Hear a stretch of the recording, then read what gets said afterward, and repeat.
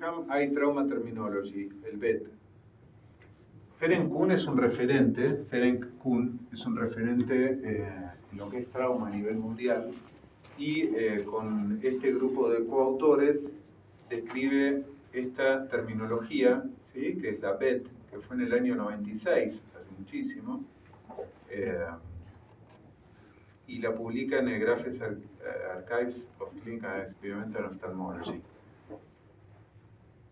Y gracias a esto se empezó a hablar un idioma único en lo que es la terminología del trauma, porque antes cada uno decía, cada escuela clasifica el trauma como doble perforante, penetrante, contuso, y eran distintas terminologías que no permitían hablar un idioma común. Entonces la importancia de esto es estandarizar la forma de describir, comunicar y el pronóstico acerca de los traumas. Entonces si alguno, a partir del año 96, uno lee un archivo de texto, un libro o un paper, todo lo que es la terminología nueva viene a raíz de Ferenc Kuhn. Ferenc Kuhn lo hemos traído en 2 oportunidades acá en Argentina. Es un médico que actualmente trabaja en Polonia y en Estados Unidos y bueno, tiene enorme experiencia y ha descrito muchísimas cosas referentes al trauma. Entonces, básicamente la injuria macular puede dividirse en 2, en traumatismo abierto y traumatismo cerrado. El traumatismo cerrado puede ser una contusión o una laceración parcial, pero no hay solución de continuidad en la superficie del ojo, ¿sí? Pero no por eso es algo sencillo. Puede ser un trauma contuso que termina con el ojo, pueden haber rupturas esclerales coroides, hemorragia, desprendimientos de retina hemorrágicos, cristalinos o lentes intraoculares luxados, desprendimiento del cuerpo ciliar, cristalinos, ¿sí? O cataratas traumáticas, desprendimientos de retina traumáticos también. O sea que no por el hecho de decir que es un trauma cerrado, quiere decir que es menos grave que un traumatismo abierto. Y el traumatismo abierto puede ser una laceración penetrante, perforante y cuerpo externo intraocular, que es como un subgrupo. Perforante es cuando tiene entrada y salida, que puede llegar a ser desde un alambre hasta un cuerpo externo intraocular, que se alojó en la órbita. Penetrante es cuando tiene una puerta de entrada, que la misma puerta de entrada puede ser entrada y salida, como un alambre que pinchó y salió, ¿sí? O una espina. Así que bueno, básicamente esto es a grandes rasgos la clasificación BET. Obviamente el pronóstico depende de la localización, extensión de la herida. No es lo mismo una herida en el limbo que una herida en el centro de la córnea, a nivel de astigmatismo, opacidad, etc. Las lesiones asociadas y el grado de hemorragia. Y también del material, no es lo mismo un cuerpo intraocular vegetal, de cobre o metálico. Y esto es algo importante, ¿no? Ahí dice herda, tiene que decir herida, pero una de las cosas más importantes es cerrar la herida. No, históricamente se describía a un cuerpo externo intraocular como algo que tenía que sacarse dentro del ojo de forma inmediata, pero se sabe que lo más importante es cerrar el ojo y si se puede hacer con un oftalmólogo que tenga experiencia en un segundo momento, a veces eso es mejor a que uno que no tiene experiencia ponerse a revolver a ver qué es lo que puede hacer, ¿sí? Entonces, lo importante acá es cerrar el ojo para estabilizar el ojo, bajar el riesgo de infecciones relacionadas al trauma ocular y a veces diferir la cirugía para un segundo momento. Los últimos estudios que se hicieron acerca de esto fueron por las Fuerzas Armadas Americanas relacionados a heridas penetrantes o cuerpos externos intraoculares que hacían un cierre en el campo de batalla antibióticos y las cirugías se hacían dentro de la semana, dentro de los 10 días, con excelentes pronósticos visuales, ¿no? Así que no es fundamental, a no ser que sea un cuerpo extraño vegetal o de cobre, que esos tienden a generar mucho más reacción. Así que bueno, es importante el cierre de la herida y el cierre primario no debe posponerse ante la incertidumbre de si debe o no realizarse una vitrectomía temprana. Y el timing de la misma dependerá de múltiples factores: edad del paciente, tipo de traumatismo, severidad del mismo, presencia de cuerpo extraocular, estado del cristalino o de la retina. Esto es algo muy importante a la hora de que uno tenga una herida esclerocorneal. Es el principio de abotonarse la camisa, ¿sí? Si uno empieza mal desde acá arriba, ¿sí? O en el medio, te equivocas de botón, te va a quedar desfasada. Entonces, para tratar de evitar eso, el primer punto es muy importante ponerlo en limbo, que hay un punto de reparo, ¿no? Entonces, de ahí vas para un lado y para otro. Aunque parezca mentira, hemos visto muchos ojos que creen decir, y esos astigmatismos no los corregí nunca más. Son monstruosos.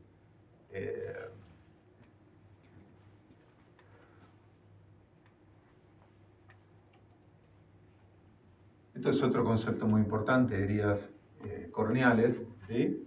Esto es incorrecto, ¿sí? Esto es lo correcto. El primer punto tiene que ser en el vértice y después los otros puntos tienen que ir en esa dirección, no así. Porque si no se te puede llegar a abrir acá, primero que va a seguir perdiendo, segundo que va a generar un astigmatismo monstruoso también. Muchas veces es importante en lo que es los traumatismos penetrantes, se van muchas veces, hay que desinsertar los rectos o algún recto como para poder cerrar la herida escleral o esclerocorneal, como en este caso. Es algo muy sencillito, se toma el recto y con unos instrumentos, que son los miótomos, se engancha el recto, se corta, se le da una sutura. Cualquiera que haya visto una cirugía de estrabismo es lo mismo, nada más que acá no tenés que acortar el músculo, ¿no? Esta es otra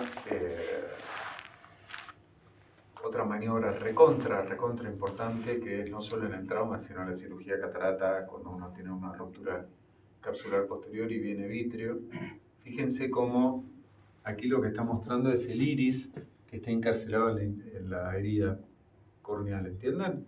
Entonces, con una espátula Castroviejo, esta es una espátula Castroviejo que le inventó el doctor Castroviejo, que es Roma en la punta, uno hace esa maniobra de soltar el iris que está encarcelado en la herida.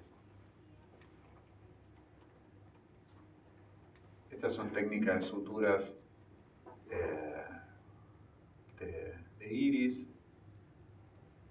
Ahí estamos mostrando cómo con viscoelástico a veces uno puede llegar a tamponar, o con aire también, una herida y desplazar también el tejido que está prolapsando. Eso es vitrio, que también está encarcelado en la herida, que es el mismo concepto que cuando se rompe la cápsula posterior y el vitrio se encarcela en la incisión principal.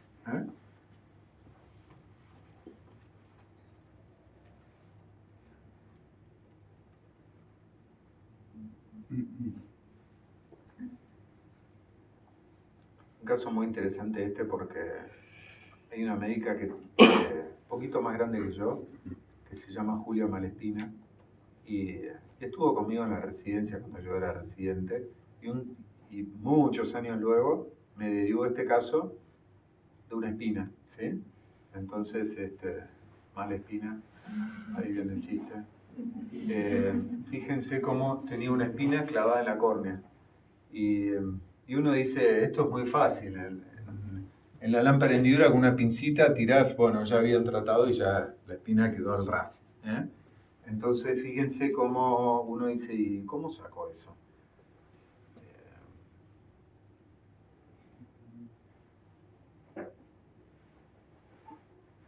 Muchas veces podemos colocar miostat en cámara anterior para achicar la pupila, para proteger el cristalino de alguna maniobra.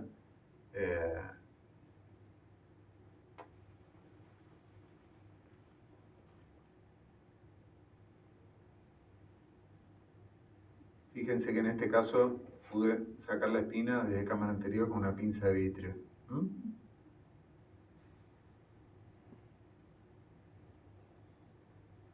Eso sí que es algo que hay que operarlo rápido, porque una espina no es muy agradable para el ojo y aumenta el riesgo de abscesos. Y imagínense si se absceda la córnea en el eje visual, cómo puede llegar a terminar, ¿no? Aquí tenemos una herida que es esclerocorneal, muy chiquitita.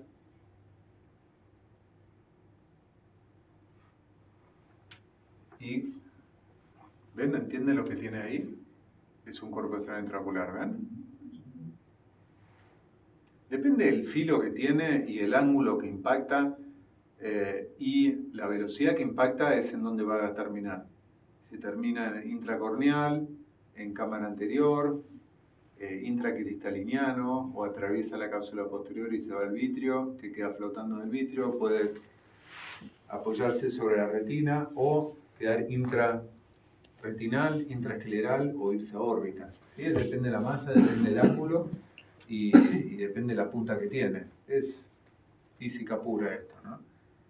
Fíjense que acá tenemos otro cuerpo intraocular que también está en cámara anterior. Miren cómo achicamos la pupila con miostat y un poquito de viscoelástico, una espátula Castroviejo. Estos eran dos corpos extraños, ¿los ven?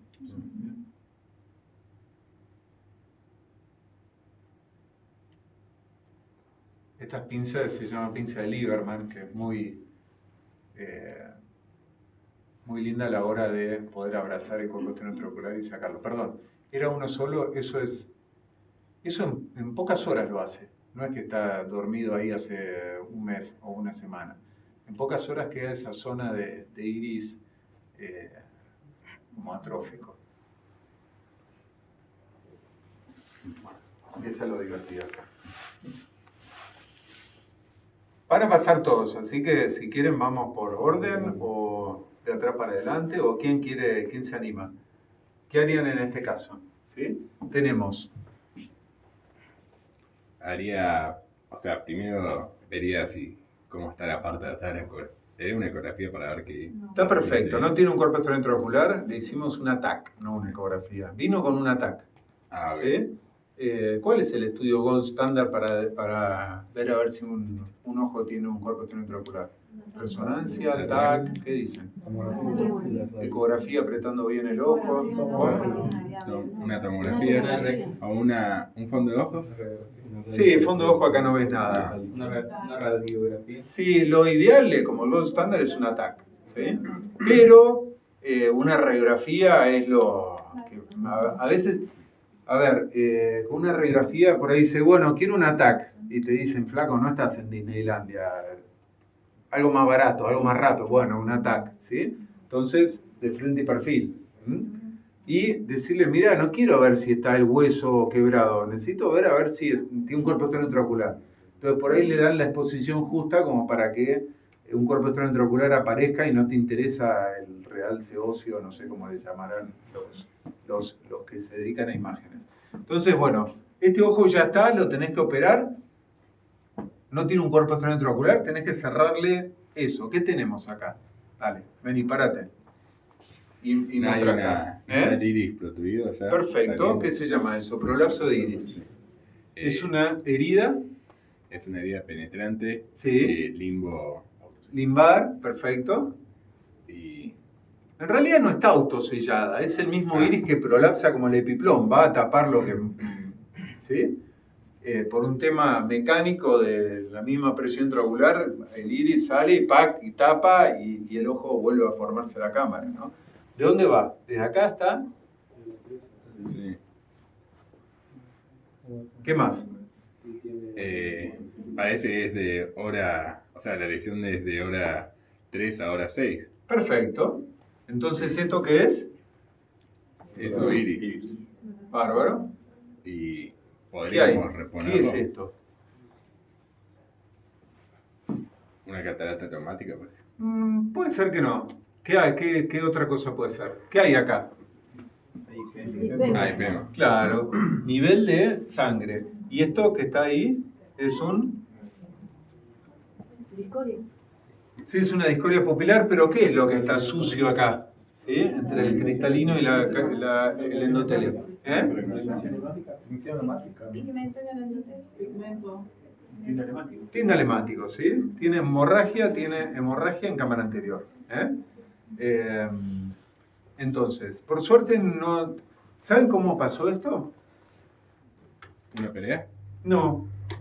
Era un repartidor que estaba con su camionetita, así, con el vidrio abierto, fumando, y pasó un colectivo y le pegó un fino.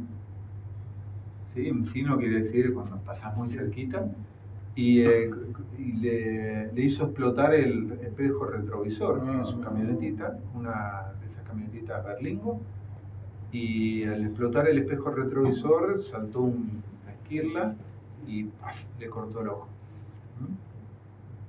Así que más vale prender el aire acondicionado, ¿no? Entonces, ¿qué haríamos? Bueno, Podríamos reponer el iris y suturar. perfecto, eso sería lo que yo quería hacer en esta cirugía. Vos, ¿cómo harías la técnica de reposición de iris? Intentaría ver si puedo infiltrarme para colocar viscoelástico y tratar de mantener el tono de la cámara anterior. Con espátula lo protruiría hacia adentro, Sí, y una vez que esté dentro, toda la porción de iris que estaba prolapsada haría sutura, porque si el corte está en esclera, solo con edematizar la córnea no vas a poder cerrarlo. hay que darle punto uno al lado del otro. Ojo con el tema del viscoelástico, porque es lo que todos piensan, ¿sí?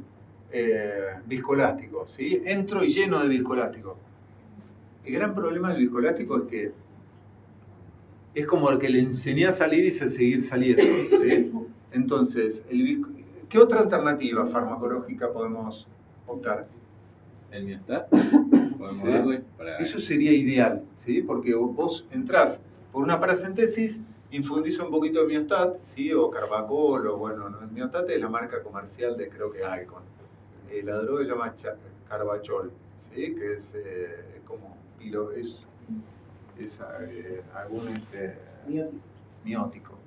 Entonces, uno farmacológicamente puede, a través de una paracentesis, entrar, infundir un poquito de miótico y ayudar a que el iris quiera entrar solito. Y a veces lo puedes empujar con un viscoelástico pesado desde acá para que entre, ¿sí? Y hacer las maniobras que sean necesarias.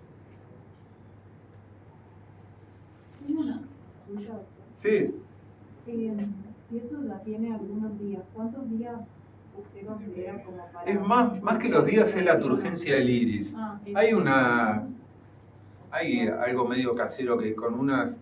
¿Vieron las esponjas de Merocel? Sí. Si tiende a como a pegarse en la esponja de Merocel, uno dice, bueno, el iris tiene turgencia, y bueno, y siempre uno trata de reponerlo. Esto había pasado pocas horas, fíjense que tiene como brillito el iris, y tenía mucha turgencia, ¿sí? Entonces fíjense, esto mismo es lo que hice. Con una canulita, a través de una paracentesis, miostat, ¿ven cómo empujo con viscoelástico desde afuera? Peritomía, como para correr, no querés hacer los puntos trans conjuntivales porque se van a aflojar seguro, entonces le abrís un poquitito la conjuntiva ahí, y con el ángulo que uno pueda le vas dando un puntito al lado del otro.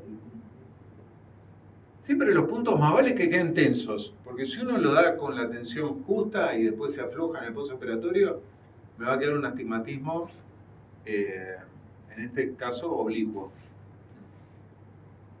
Entonces, si uno lo da tensos, lo peor que puede pasar es que si a los 2-3 meses genera mucho astigmatismo a favor de donde está la incisión, uno lo va cortando y va moldeando el astigmatismo postoperatorio. Fíjense el postoperatorio, cómo quedó a los pocos días. Quedó con una ligera discoria.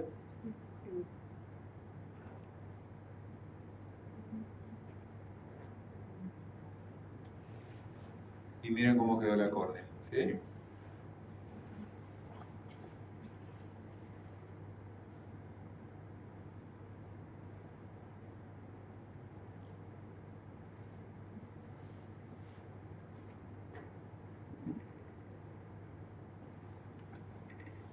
Vos.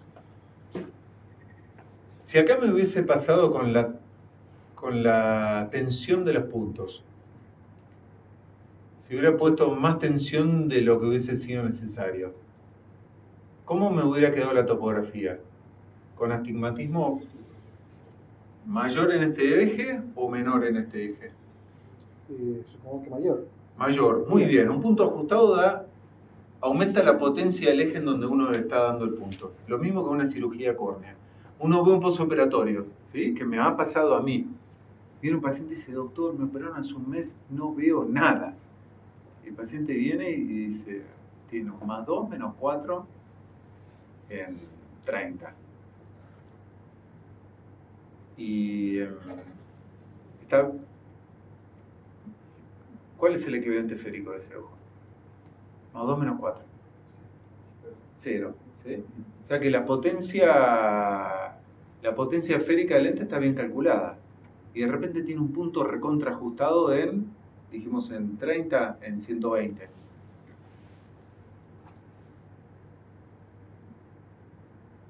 ¿Qué hacemos? ¿Eh? ¿Cuánto tiempo? 3 meses. ¿Se le puede aflojar?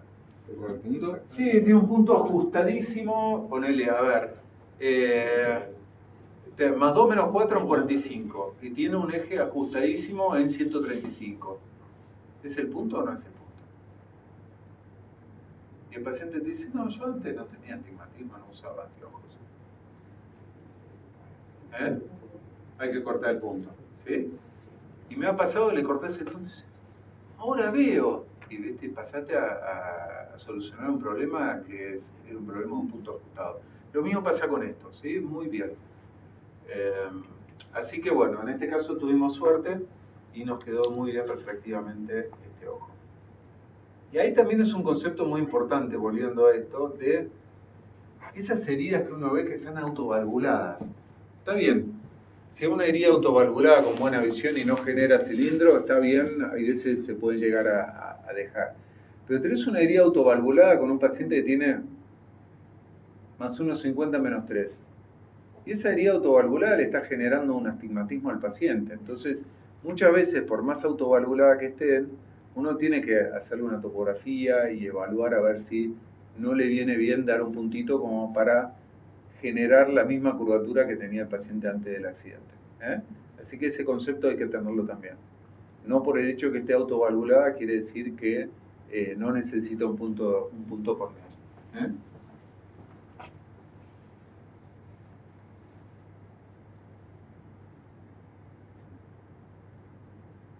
Este es otro caso de 20 y pico de años, pero fíjense que es el mismo concepto, es horrible el video, pero fíjense que en vez de colocar viscoelástico, coloco miostat. Fíjense cómo la pupila, esto es a tiempo real, se empieza a contraer y miren cómo, empujando un poquitito para adentro, es como que el ojo lo quiere recibir. Si uno llena el ojo con viscoelástico ahí, estás peleando contra la gravedad, ¿sí? Es imposible poder llegar a algo. Entonces esto es una herramienta muy muy buena que está bueno verla y después uno lo entiende. Fíjense otro cuerpo extraño intraocular. Este sí eran 2, ¿ven?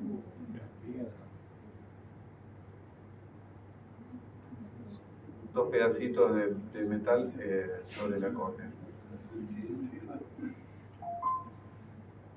Miren que a veces con la espátula Castroviejo lo vas moviendo. ¿Y por En este caso también puse el miostat como para achicar la pupila y proteger de las maniobras en cristalino.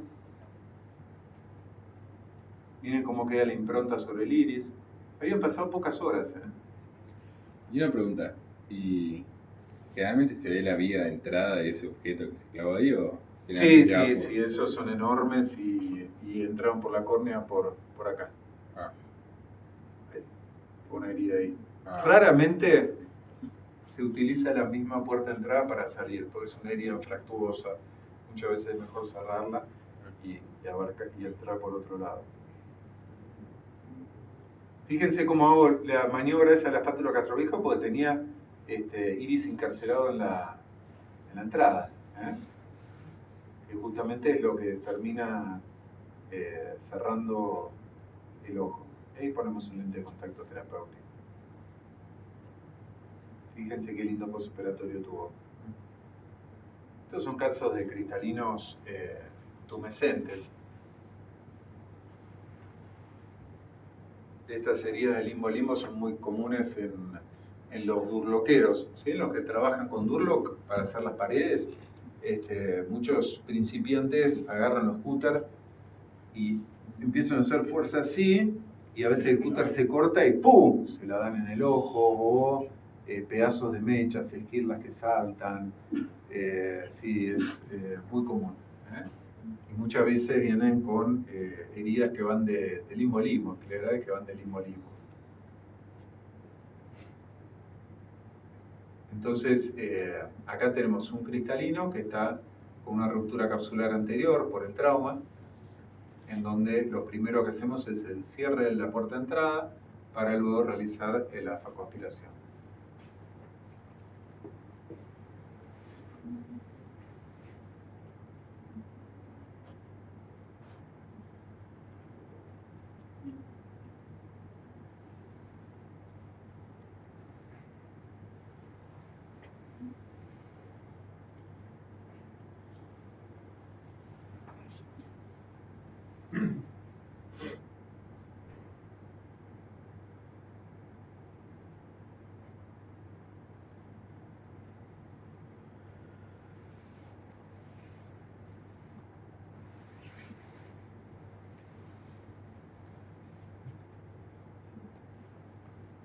Aquí ya estamos con cuerpos externos intraoculares.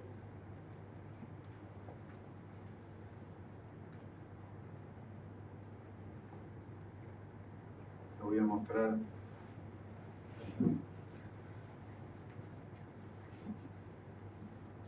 una serie de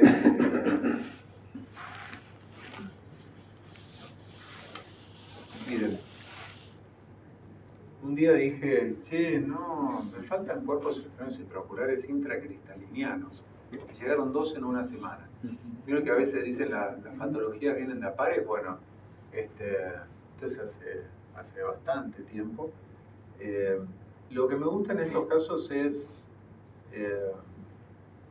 una vez que está el cuerpo extraño y uno realizó toda la apertura y lo tiene a mano, no aspirarlo, sino sacarlo manualmente para uno decir, bueno, a veces en la cirugía de catarata hay tanta turbulencia que uno dice, ¿lo aspiré o habrá quedado en el ángulo escondido ahí atrás del iris? Y entonces, si uno tiene la posibilidad es empezar a hacer la aspiración del cristalino y después con una pincita sacarlo y después continuar con la cirugía. Así que como concepto está bueno eso. Este caso fue una cirugía increíble, el paciente era hipermétrope, así que quedó como una faco refractiva y el paciente estaba recontra contento. Este es un caso muy especial. Fíjense que este caso había sido cerrado, ¿sí? Lo habían operado muy bien, le hicieron un cierre primario, estaba espectacular, el paciente estaba viendo bárbaro, 10 décimas, pero tenía un cuerpo externo intraocular enorme, durmiendo la par plana.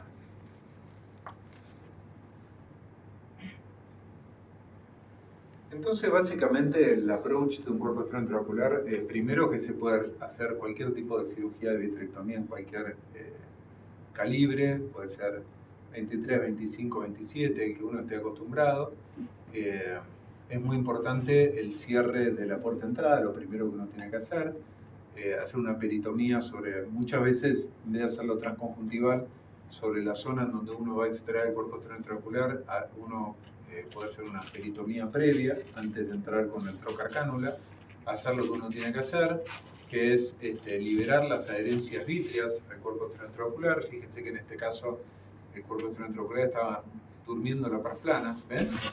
Entonces uno no lo va y lo agarra, porque al agarrar el ojo está lleno de vitrio y es transparente el vitrio, y si uno entra con una pinza grande, primero puede tironear la base del vitrio, aumentando el riesgo de generar desgarros iatrogénicos, ir a buscar el cuerpo extraño con una pinza grande, tironear del vitrio y generar más desgarros iatrogénicos. Entonces lo que uno tiene que hacer es limpiar, ¿sí? Liberar las adherencias vítreas al cuerpo extraventricular y luego planear la extracción del cuerpo extraventricular. Para eso a veces usamos triamcinolona, como mostramos acá. Miren cómo estoy terminando de liberar las adherencias vítreas del cuerpo extraventricular. Fíjense que ahí en el fondo hay perfluorocarbono, y este es el menisco entre el perfluorocarbono y la solución balanceada y un poquito de triamcinolona. Miren el tamaño del cuerpo extraventricular.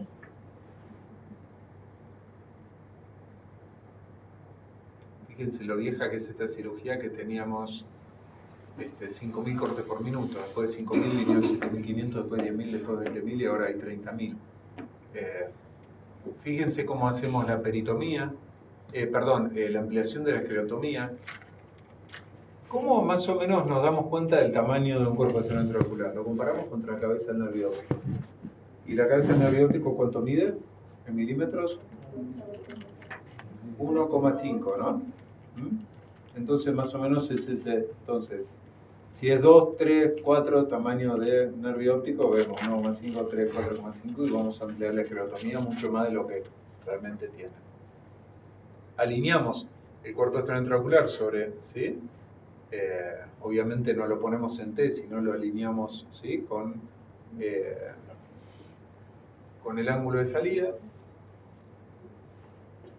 Así no, ¿sí? Porque se nos va a quedar trabado. ¿Sí? Hay que usar un poco la...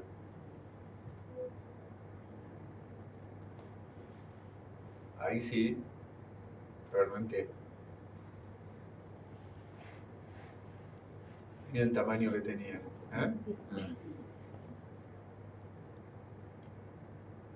Esa es una pinza que es de Grihaber, cuando Grihaber hacía, antes de que Alcon la compre, así instrumental reusable.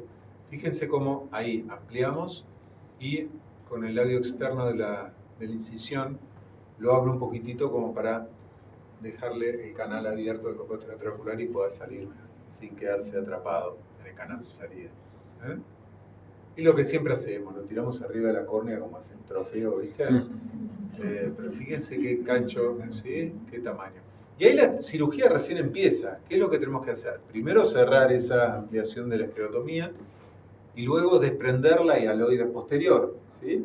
Esta cirugía, si uno le deja la hialoide posterior, aumenta muchísimo la posibilidad de fracaso postoperatorio. Entonces, muchas veces teníamos la hialoides.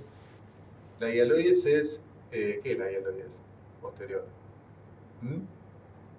Eso donde termina el vitrio, como la gelatina, cuando abrís la puerta de la heladera de tu casa y ves la gelatina, el aire, la gelatina tiene una costrita y después es la gelatina. Bueno, la hialoides posterior es como, ¿sí? La terminación del vitrio en donde se adhiere al nervio óptico, a la mácula. Entonces, desprendemos la hialoides posterior. Es muy importante también si hay una herida, si hay un desgarro retinal, involucrar el desprendimiento de la hialoides posterior sobre la zona del desgarro, principalmente si está posterior al ecuador. Una pregunta, doctor. Sí. ¿También se tiene que aplicar antibióticos en la vida? Sí. Digamos, se pueden perfectamente aplicar antibióticos intravítricos o también Por boca, ¿sí? Porque todas las barreras hematos, lo que quieras, están todas alteradas. Los antibióticos entran mucho más que en el postoperatorio de una cirugía de catarata. Así que bueno, esta es el postoperatorio. Este es otro caso. Fíjense cómo tenemos un cuerpo extraventricular y tenemos esa herida en donde lo que hacemos es una pequeña peritomía. y el cierre antes de empezar la cirugía. Entonces queremos empezar la cirugía con un ojo cerrado.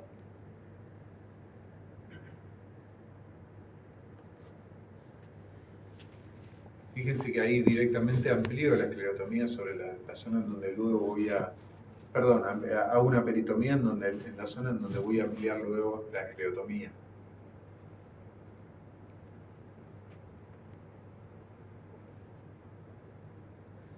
Muy importante ver que la infusión esté, porque a veces hay desprendimientos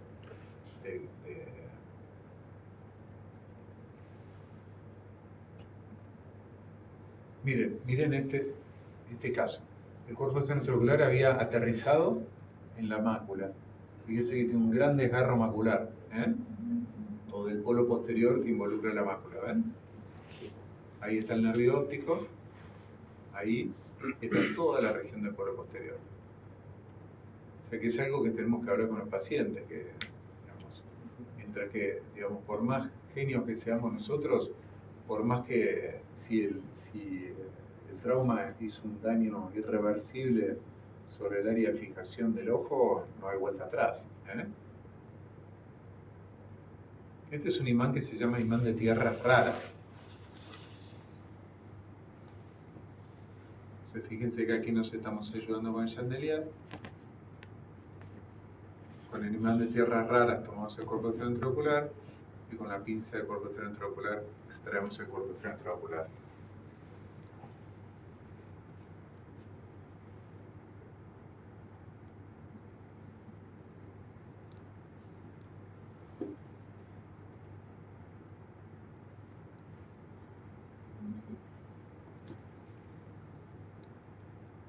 Fíjense que luego, sí, lo dejé con aceite de silicona, luego lo operé de catarata y el paciente recuperó una visión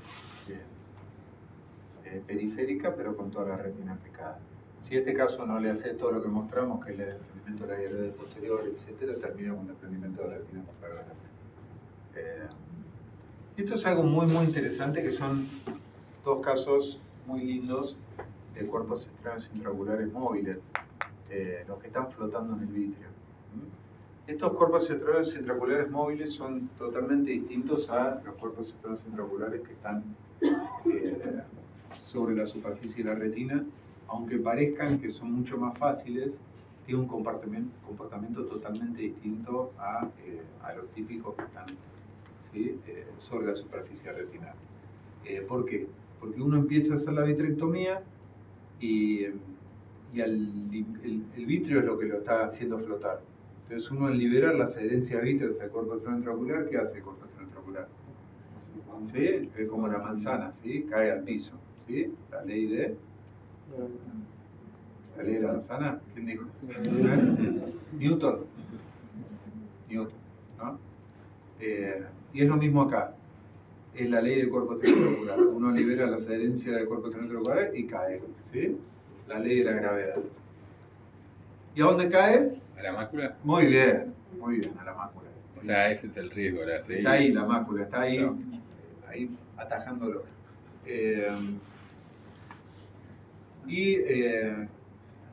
Dicen que hay varias formas de aprender, ¿sí? El más inteligente, ¿de quién aprende? De los demás. No, del más boludo no. El más inteligente aprende de los demás. Después el mediano inteligente aprende, ¿sí?, de los errores propios, y el otro no aprende nunca. Bueno, entonces siempre está bueno instruirse como para aprender de los demás y anticiparse a los problemas, ¿no? Yo, cuando creía que la tenía clara, llegó este paciente, 8 horas de evolución, 27 años, ajustando una leva de un grupo electrógeno, viene con esto. ¿Qué tiene ahí? Creo que tiene una foto más grande, mira. Y tiene una herida ahí penetrante y se observa como reflejo rojo alterado también, tal cual. Entonces, ¿qué tenemos? Una herida penetrante, O sea, una catarata. catarata, Sí, está desplazado. A ver, ¿sí? Sí, claro. Resto de cristalino en cámara anterior.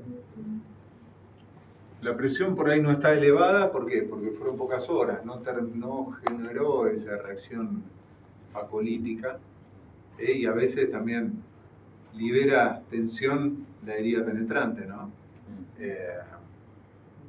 Todo producto de un cuerpo extraocular. Entonces, ¿qué hacemos? Cierre de la herida corneal. Fíjense la cantidad de años. La novedad en este caso era que recién aparecían las cánulas valvuladas. Ha sido 20 años hace sí, o 18.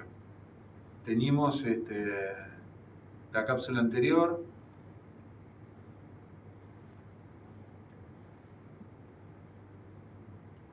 La idea siempre es cuando nosotros tenemos una ruptura capsular anterior, por un cuerpo extraocular o por una herida o por lo que sea, y nosotros vamos a hacer una capsulorrexis, tratar de involucrar la zona de la rotura, olvidarnos de hacer una capsulorrexis centradita, es tratar de involucrar y después de última te acercás, achicás y la haces de 4 y pico, 5, pero hacer, ¿sí?, como una gota involucrando la zona de la ruptura capsular anterior. Es muy importante hacer una capsulorrexis circular continua. Mientras estamos hablando ni se dieron cuenta ustedes, menos me di cuenta yo hasta que dije, ahí cayó. ¿Vieron? Está mezclado con hemorragia. Vamos a ponerlo de nuevo, replay. Entonces, teníamos una hemorragia vítrea, ya teníamos la ruptura capsular posterior. Hice una capsulorrexis circular continua posterior, que ahí pasó medio rápida.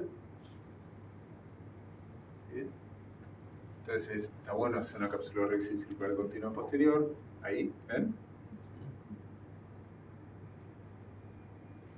Empieza la vitrectomía. ¿Qué pasa acá? En donde estará el cuerpo extraocular. Y ahí cayó. ¿Sí? Y no me quedé muy tranquilo, entonces me mandé la segunda macana, que es, ¿sí?, ¿y ahora qué hago? Bueno, y ahí hice la maniobra que tendría que haber hecho inicialmente, que es introducir un poquito de perfluoro de carbono, poner el chandelier para tener una iluminación autoportada, como es una cuarta entrada, y con un imán de tierras raras me doy la mano, extraer el cuerpo extraocular.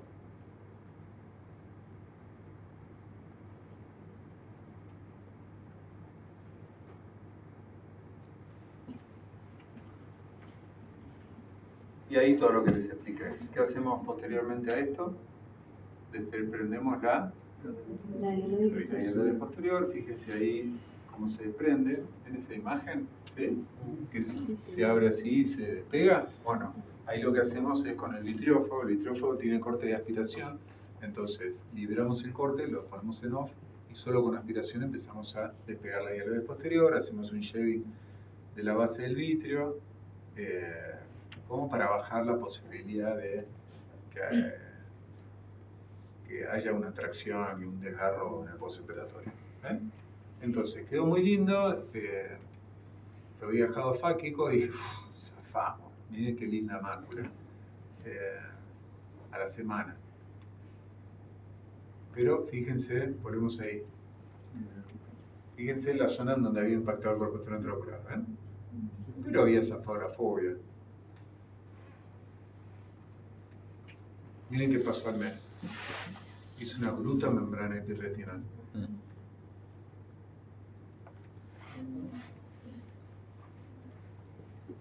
Y ahí entré nuevamente y realicé un pelaje de la membrana epirretinal. Que lo interesante de este caso es que, fíjense como uso de epicentro, esta es la adherencia esa que le había mostrado yo en el OCT. Entonces, en vez de tratar de arrancar esa adherencia, lo que hice fue un 360 alrededor de esa adherencia, porque tenía miedo de tironear y que venga hemorragia, lo que sea, ¿no? Había sido un impacto del cuerpo extraocular. Entonces, lo que hice fue liberar toda la membrana epirretinal y la membrana limitante interna, y luego con un vitriófago, ¿ven? Con un vitriófago le comí y le dejé el penachito ese para evitar tironear. Y implanté un lente intraocular de 3 piezas en el sulcus, atropando la óptica por detrás de la cápsula anterior. Y el paciente, por suerte, anduvo muy bien, muy buena recuperación. Fíjense cómo ahí se pigmentó. Vería que había dejado el corto intraocular y respondió muy bien. Fíjense cómo se ve ahí también el lente que está, siempre cuando podemos, lo ideal es atrapar por debajo de la cápsula anterior. Acá no teníamos, a ver, potencialmente sí podría haber dejado el lente intraocular dentro de lo que queda del saco, porque teníamos una cápsula rexis circular continua posterior. Pero me quedé más tranquilo apoyando las ápticas en el sulcus y posicionando la óptica por detrás de la cápsula anterior. ¿De qué sirve la cápsula rexis posterior? La cápsula rexis posterior sirve de, con la misma lógica de la anterior, la posterior baja la posibilidad de que genere un desgarro, se vaya al ecuador del saco y después rompa la anterior también y te quedas sin soporte.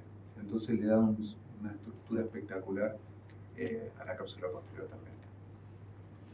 Entonces, la variante quirúrgica que siempre utilicé para los cuerpos electrónicos intraoculares móviles es esta. Maniobra bimanual para evitar la migración al liberar las herencias vítreas del cuerpo intraocular, que se migre y que caiga según la ley de... ¿Cuál era la ley? De la gravedad. ¿Sí? Entonces, es la combinación de vitreófago y un poquito de perfluorocarbono, como en este caso, fíjense cómo... que es impresionante, porque este paciente, y siempre lo pongo de ejemplo en clases cuando hay médicos jóvenes como ustedes, ¿no? Este paciente tenía 10 décimas, 20-15 tenía hueso visual. No tenía una célula ni en cámara anterior ni en posterior. Este paciente tenía un cuerpo extraño intraocular. Fíjense lo que es con una hemorragia subconjuntival. ¿Sí? Que uno cuando ya está canché dice, no, vos ni entres, tengo 100 pacientes en el, pero vos ni entres, hemorragia subconjuntival, andate a tu casa. ¿Sí? La implicancia médico-legal que tiene esto. Está frito en el horno con una papa, con una manzana acá. ¿Sí? Así que tengan en cuenta, no subestimen nunca una hemorragia subconjuntival. ¿Sí?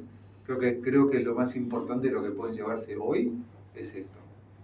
No subestimar una hemorragia subconjuntival. En algún lado tiene la puerta de entrada que, bueno, ahora lo veremos. Acá. Esta coma que se ve ahí de vuelta es la puerta de entrada del cuerpo intraocular. Una locura. ¿Sí? Ahí la estamos confirmando. Le damos un puntito.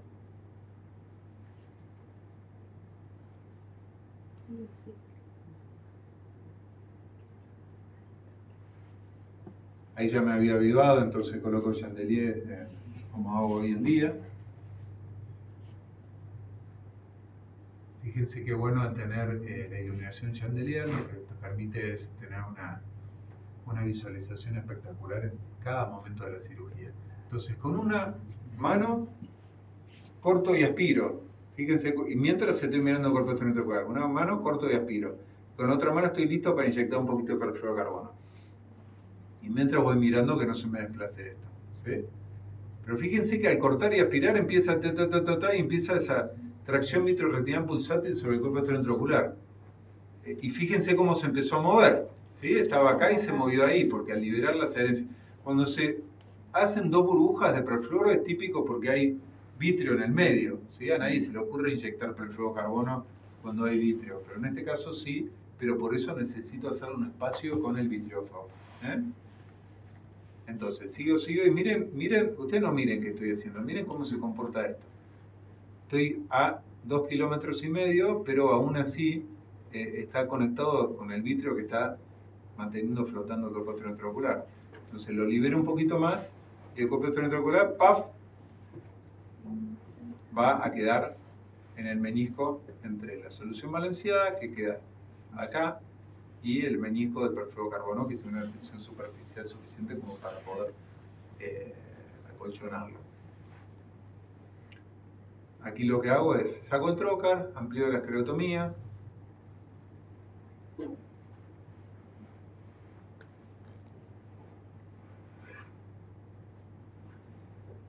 fíjense cómo directamente, sin darme una mano, con esta que es la pinza Mahamer, que es el que inventó la vitrectomía moderna,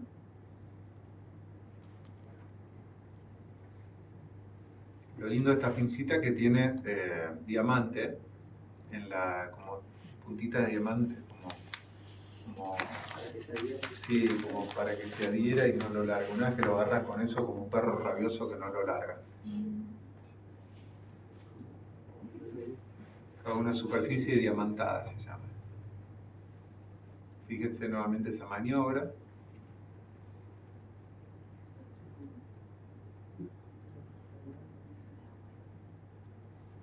Obviamente arriba de la córnea, pero esta vez con un poquito de viscoelástico para protegerlo un poco más. Vuelvo a entrar con otro carcánula valvulado. ¿Y ahí qué es lo que voy a hacer? Aspiro por el flor. ¿Y después qué hago? Muy bien, muy bien.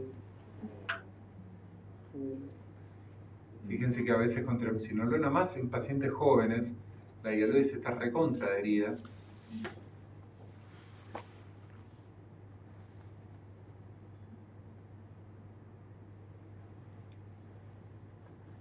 En la cercanía del nervio óptico es la forma más fácil de agarrarla. Y ahí no me quedé tranquilo y dije, todavía no se adhirió. No, digamos, hay veces uno come, pero no lograste desprenderla, ¿no? Entonces fíjense que ahí nuevamente, esta es la maniobra como la más antigua que la clásica, que es como la de caña de pescar, con una soft tip cánula, que es una cánula con una punta de silicona. Empezás como a pescar y la misma succión genera vacío y empieza a levantarla. Y ahí fíjense cómo está teñida y se ve fantástico cómo se desprende la hialoides, ¿ven?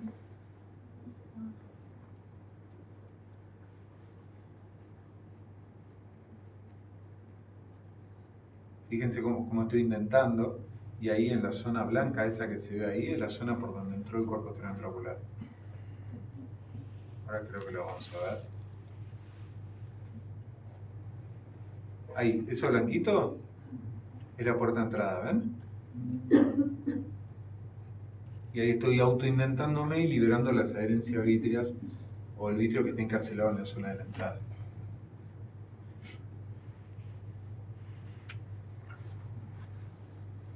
Y la cirugía terminó, quedando muy, muy bien.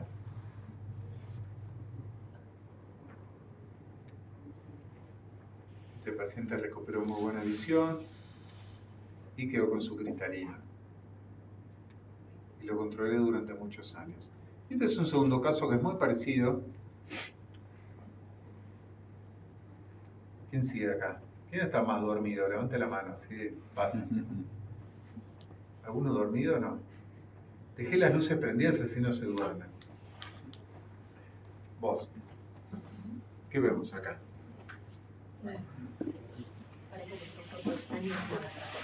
Perfecto, tenemos una catarata traumática. Parece puerta de entrada en la doctora, ¿no? Muy bien. Es un cuerpo extraocular dentro del líquido, no sé qué pasó. Sí. Fíjense cómo se ve el Daytona, la imagen de ultracampo amplio, se ve esa catarata como roseta que está tapando todo, ¿no? Y acá es la cirugía.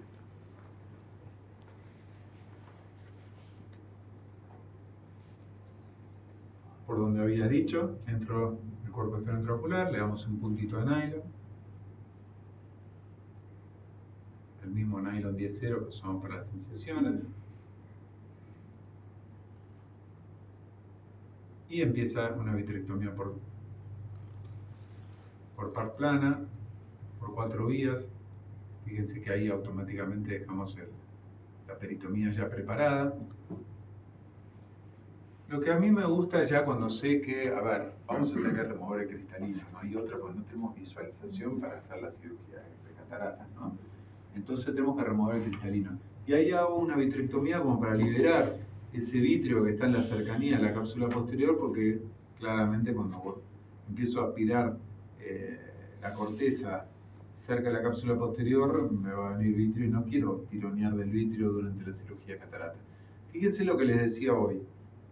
la importancia de comenzar la capsulorhexis en la zona en donde la cápsula anterior fue dañada por el cuerpo exterior intraocular. ¿Sí? Hacemos, por más que quede una cacerola, la capsulorhexis circular continua anterior enorme, por lo menos es continua. Y la diferencia entre que sea o no continua es el todo. Más cuando voy a tener una cápsula posterior rota, como ya sabemos, ¿no? Entonces, bueno, voy a proceder a hacer una facoaspiración. Son pacientes jóvenes, o sea que el cristalino siempre es blandito. Lo que es importante es que fíjense que va a llegar un momento en donde, acá que estoy esperando, el momento en donde se abre la cápsula posterior, ya está rota, ¿sí?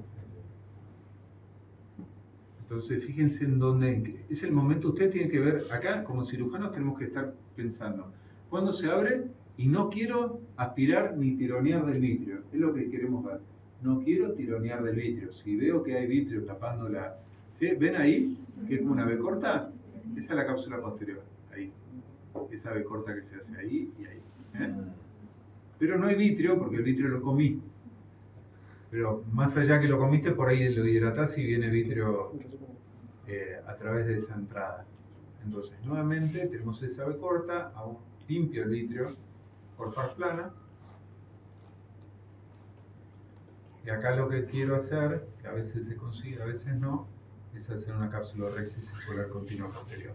Entonces utilizamos las pinzas de vitrio, o hay una empresa que hace pinzas para todo lo que es cirugía de segmento óseo, pero la de vitrio anda bárbaro también. Esa empresa se llama MST, que hace instrumental muy fino. Fíjense cómo le hago una capsulorhexis circular continua posterior. Nuevamente, preparamos el chandelier y la cirugía la hacemos exactamente igual a la que mostré recién. ¿Sí? La cirugía de manual, hago un lugarcito. Vean, fíjense cómo el cuerpo está al acecho, está ahí esperando a liberarse como para atacar a la fobia. Entonces, bueno, hacemos básicamente lo mismo que hicimos recién. Vamos a avanzar un poco, así alcanza a dar todo. Limpiamos todo. Hacemos, fíjense cómo ya lo ideal en lo que es trauma es ya estandarizar, ya estar pensando qué es lo que vas a hacer, ¿sí? Anticiparte 2, 3 movidas antes de lo que hay que hacer, ¿no? Entonces, así como, ¿por qué la cirugía de catarata es tan exitosa? Porque, a ver, si bien no hay ningún ojo igual a otro, siempre es un paso atrás de otro, entonces está muy estandarizada. Entonces, la cirugía de trauma, cuando ya uno tiene mucha experiencia o alguien fue instruido bien, se puede estandarizar y hay un paso a paso a seguir, ¿no? Entonces fíjense que es todo igual que la cirugía pasada, nada más que en otro ojo. Entonces ahí apilo, ¿y ahora qué vamos a hacer? Desprender la hiloide posterior. Fíjense acá que fue un poco más sencillo el desprendimiento de la hiloide posterior, no utilizamos ninguna tinción, en la cercanía del nervio óptico sin corte, solo con aspiración, ¿ven? ¿Ven? ¿Lo vieron esa imagen? Esa es la imagen típica cuando se desprende.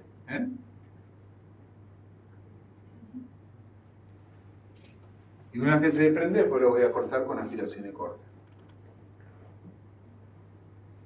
Y acá nuevamente lo mismo. Implante de lente intraocular, ópticas en el sulcus y óptica atrapado por detrás de la cápsula anterior. ¿Ven cómo se ve ahí? Lo centro y queda por detrás de la cápsula anterior. Posoperatorio inmediato, con una muy buena recuperación visual y anatómica. Miren, esta es la imagen a los 3 meses del posoperatorio. Con un pequeño cilindro, pero con 20-20 hueso visual. Entonces, bueno, como conclusión, esta maniobra de Kimono. Este es un caso muy, muy interesante. Me acuerdo que era un sábado, ya estaba entrando al cine, y con mi mujer, y me suena el teléfono. un tractorista que estaba trabajando y para desacoplar el acopladito que tenía atrás del tractor, le pegó un golpecito así con un martillo al perno que engancha el tractor con el acoplado, ¿no? Y sintió un golpe en el ojo. Tiempo de trauma 10 horas.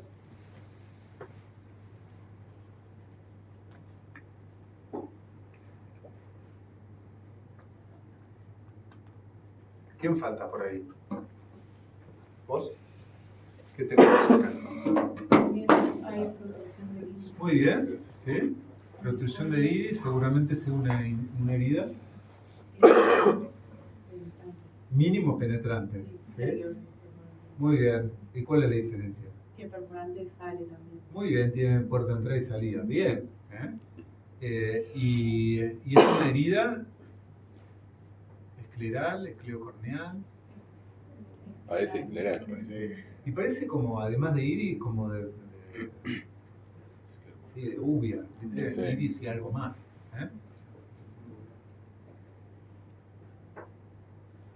Y lo más loco es que, a ver, el cuerpo extraventricular había atravesado párpado. O el cuerpo extraventricular.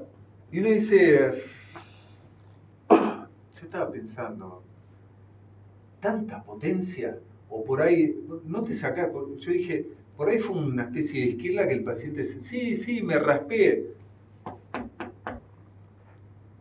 Entonces por ahí fue una esquila que atravesó el párpado, le hizo esa incisión, ¿sí? Y el paciente por ahí se la sacó. Y estaba ahí, 12 de la noche,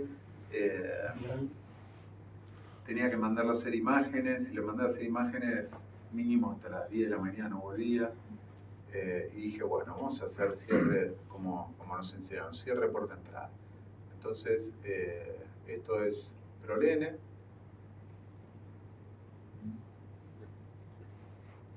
Nuevamente, sí, la magia, acá está nuevamente, tercer caso de colocar miostat. Fíjense que a veces nos podemos llegar a ayudar con una endopinza para traer, ¿sí?, el tejido iridiano prolapsado. Cierre, y ahí dije, bueno, siendo la 1 de la mañana, con el ojo cerrado te vas a hacer un ataque. A las 10 de la mañana llega con ataque. Digo, la puta, tiene un cuerpo extraventricular. Un cuerpo extraventricular raro. Dice, está en la pared del ojo. Bueno, entremos, ¿sí? Ese mismo día entramos nuevamente.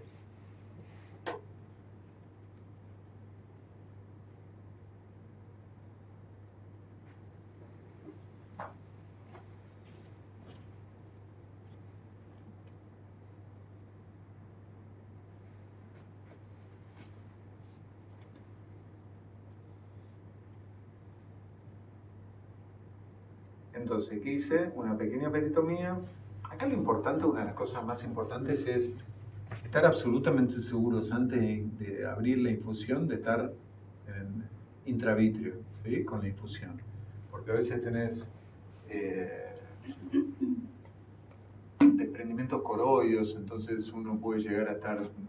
Entonces, estar absolutamente seguro antes. Y obviamente había que remover el cristalino porque ya estaba totalmente cataratoso. Y una de las cosas importantes antes de realizar una vitrectomía en trauma o cuerpo extraventricular es tener buena visualización. No puedes entrar sin buena visualización. Entonces fue una facoaspiración, se remueve el cristalino,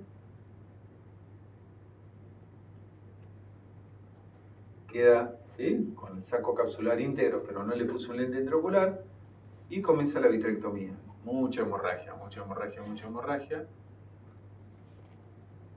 En donde empiezo a aclarar un poco, desprender la hielo del posterior.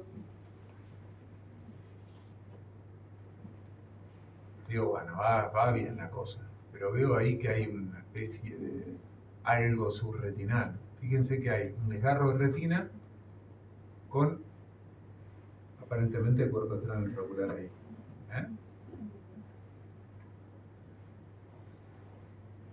Entonces es real, estaba en la pared. Dije, bueno, obviamente está abajo de la retina y lo vamos a sacar. Pero antes, hagamos una vitrectomía completa y liberemos el vitrio de este cuerpo extraocular. Y ahí empezamos a escarbar. ¿Sí? Miren lo que era el tamaño.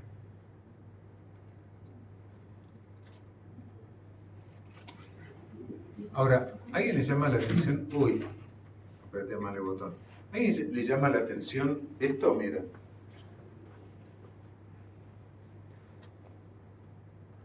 ¿Qué le llama la atención? ¿Sí?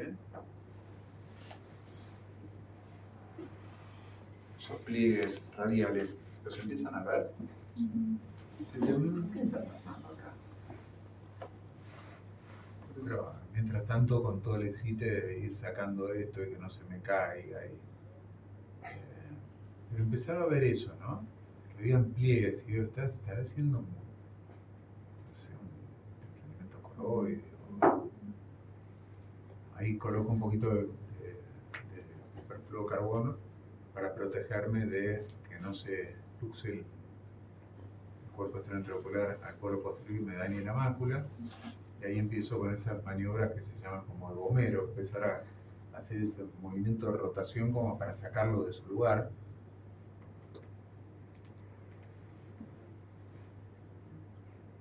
¿Ven? Bueno, voy a emplear esclerotomía, pero fíjense que el ojo estaba como un poco más de proptosis. Amplío la esclerotomía.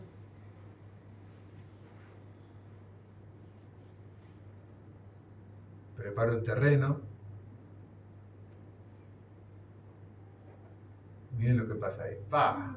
¿Sí? Pero bueno, por suerte no pasó nada. Voy a reposicionar y voy a reabrir. Eso fue por agarrarlo, es como era una especie de lentículo, ¿no? Y agarrarlo y se patinó. Entonces dije, bueno, lo voy a agarrar más del medio.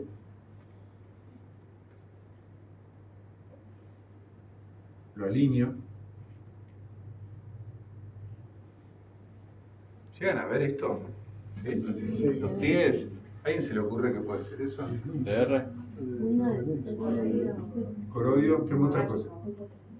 Hipotonía, pero el ojo estaba en 30. Poneme 35, poneme 40. Fíjate que el ojo estaba cada vez más. Retrovoluar. No, la retina estaba bien y la presión estaba bien, pero bueno, miren el tamaño del cuerpo extraño. ¿Sí? Tenía como 7 milímetros por 4. ¿Qué más? ¿Qué más? Se parece como algo retrovoluar. ¿Quién dijo retrovoluar? ¿Qué más? Dale, vayamos por ahí. Retrovoluar. ¿Qué? Fíjate esos pliegues. Yo dije, pucha, acá hay que apurarse porque esto es feo. Esto está viniendo algo. Es como si fuese un coroido, ¿sí? Pero no es un coroido. Entonces, bueno, cauterizo ahí. Vamos, ¿qué más? ¿Qué es lo que está pasando acá? ¿Dónde estaba el cuerpo extraocular? No llegaba a la órbita, pero estaba en la esclera. ¿Y qué hice? Le saqué el tapón. ¿Y qué pasó? Ah, está saliendo toda la hemorragia. No la hemorragia, está el líquido que yo estoy infundiendo. Y como no entendía qué pasaba, decía, dame más presión. Más presión posterior. Sí, en vez de poner 25 puse 30, 35 y cuando iba que no, ¿sí? Estaba hidratando la órbita y la órbita me empujaba el ojo hacia adentro, ¿sí? Lo mismo que una retrovulvar.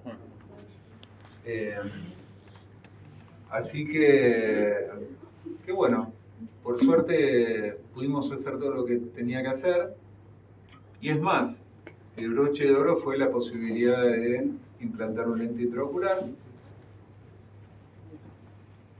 ¿Y esa herida que queda, esa solución de continuidad en la parte posterior no? Se tapó sola. Sí. Fíjense que implante un lente. Miren los pliegues como quedaron.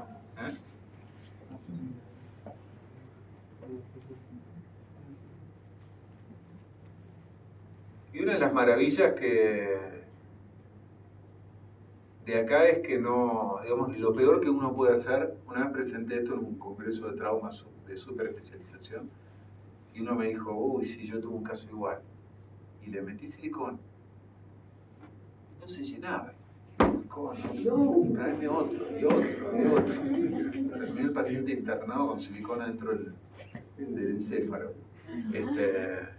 Así que nada, lo bueno es que le coloqué gas, no expansivo, pero fíjense que el ojo estaba tan hidratado que no tuve que cerrarlo con pinzas. Y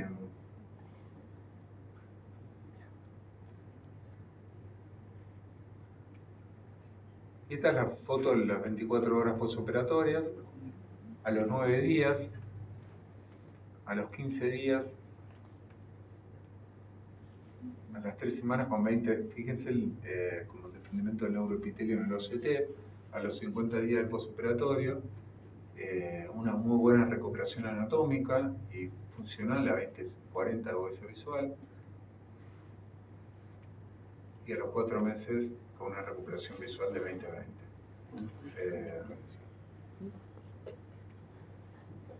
Así que, bueno, como conclusiones, obviamente Chandelier ayuda mucho, la cirugía bimanual, lo que habíamos dicho del perfluorocarbono, lo de desprender la hiloide posterior, que es algo que hay que hacer, obviamente liberar las extracciones vítreas del corpus intraocular previa a su remoción, considerar la solución de continuidad gigante de la evidencia de pliegues radiales, ¿sí? Tenerlo en cuenta eso, es muy muy importante el trauma, que también puede ser con una herida con un alambre, ¿sí? Una herida que es penetrante o perforante, si tiene entrada y salida. Muy bien. Y el broche de oro es ¿no? Que el paciente pueda recuperar su visión, vuelva a trabajar y la verdad que esto es el mejor premio que uno puede llegar a tener. Así que bueno, el corpus externos intraoculares ya estamos. Ahora vamos a ver unas cosas más divertidas que son... Consultas. sí. Al hacer la facovitre, ¿espera a poner el lente intraocular, a terminar con la vitrectomía? No, a mí me gusta, la mayoría de las veces lo hago hago la catarata, coloco el lente intraocular. Si tengo buen soporte, sí. Ahora, si tengo ruptura de la cápsula posterior y entonces me va y voy a hacer intercambio con aire y se me va a ir a aire a cama anterior, a veces prefiero ponerlo en un segundo momento. ¿En ese caso cerró y volvió a abrir para meter la lente? Este caso no, este caso se fue con pseudofáquico. Claro, mi pregunta es, antes de hacer la vitrectomía, cerró la entrada, que digamos, y después reabrió para meter la introducción. Sí, te das un puntito de nylon, y después reabrís. sí, y después reabrís. Sí, me gusta siempre cerrarlo con nylon. Este es un caso de un desgarro gigante traumático, que bueno, es como un desprendimiento de retina, ¿no? Básico, que lo que hacemos es liberar las adherencias vítreas que traccionan sobre los cuernos del desgarro gigante. Fíjense cómo el Chandelier también nos permite hacer una indentación y liberar todo el vitrio, todas las adherencias vítreas. Y a veces tenemos un desgarro gigante y tenemos algún otro desgarrito en otra zona de la retina. Este caso, como tenía una pequeña membrana epirretinal, le saqué la membrana epirretinal. Y hacemos endofotocoagulación, y este caso fue con gas y recuperó muy buena visión y evitamos poner aceite de silicón con una segunda cirugía, ¿sí? Así con desgarro gigante traumático, que también es otra patología trauma. Y vamos a ir a faco en diálisis sonoral, que esto es algo muy divertido y a todo el mundo le interesa. Nosotros cuando tenemos traumas contusos, muchas veces eso genera cataratas traumáticas, y a veces son cataratas traumáticas con diálisis de la zónula, en mayor o en menor medida, y a veces son tan fuertes los golpes que generan midriasis paralíticas.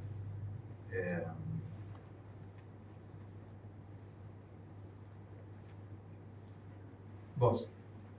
Fíjate, ¿qué ves en la foto de la derecha?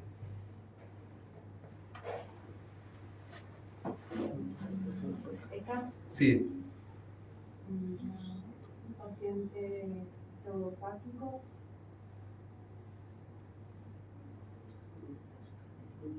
esta es Sí, tiene una luxación. muy bien, estoy por empezar a operarlo, ¿sí? Ah, De un trabajo. mira, Claro, muy bien, perfecto. sí, tiene una luxación. En realidad es una subluxación. Luxación le llamamos. Sí, bueno, Se fue. ¿Sí? Esto es claro, es como una subluxación. ¿Y qué tenemos acá?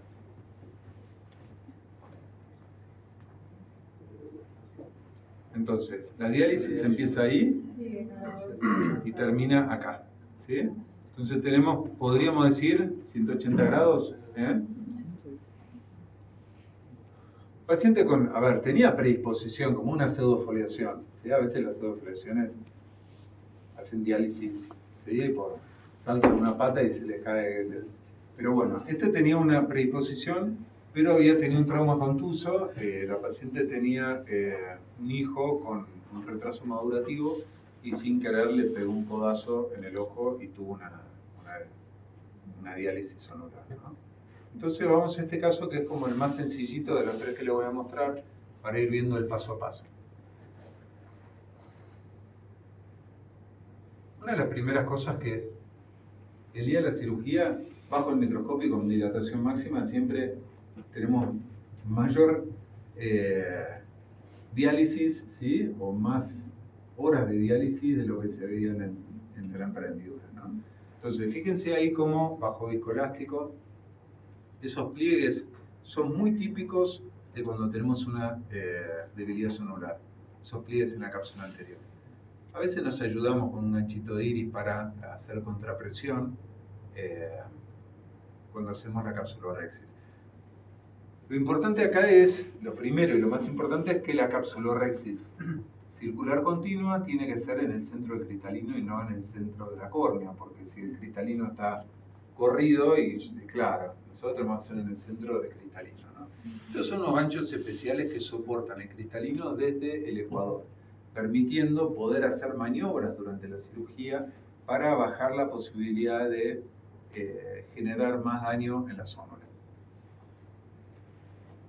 Entonces, uno puede proceder a hacer la cirugía de cataratas como está acostumbrado.